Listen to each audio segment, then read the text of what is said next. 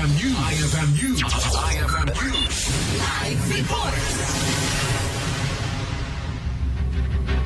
Tinatulong at tao ket adunto ti supapak na. Dayta iti pamati dagiti estudyante ti Northwestern University ang nagturpos ti on-the-job training iti San Nicolas Municipal Police Station.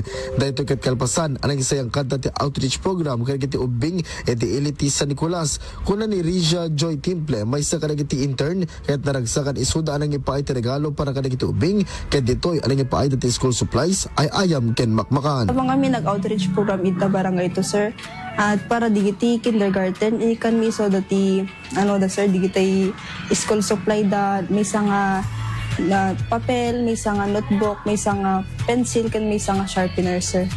Ken inikan mi basit so dang nga ayam da, tap no, handa unay ag-focus ti cellphone da, sir, tat no, damit ting-tingilin team imadang sa bali pay.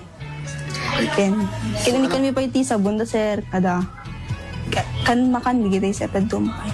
Imbatad na aday to'y katapinta sa kabadasan kaput na nariknado tiragsak na gito ubing nakaawat ka na gito'y regalo. Sinaludsod ti news team no kahit na maulit manin dayto'y kabadasan kahit kinunana kayat na tumanin maulit dayto'y. Napintas nga na ti baro kong sir na tawag namin dito yan.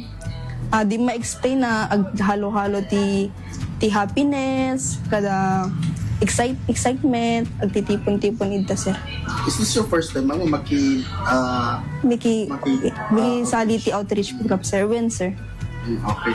So, iti sa runod tong aldaw or weeks or endeavors in your life, o ditong tumanin iti? Yes sir. May ti rikna na ti makatulong ti sa bali sir. Dati pa ikit kastang first step ti pinagserbi ka di kailian or sa bali nga tao sir. Kabayatan na mauding aldaw dagiti nga estudyante iti panag-OJT iti nasa ako po ti pulisya ket nagyaman da iti sa babukir nga estasyon anong tultulong kadakwada nga idadaulwan ni Police Captain Sigman Benigno. Para iti IFM News, Idol Lawrence Martinez, Tatak IFM.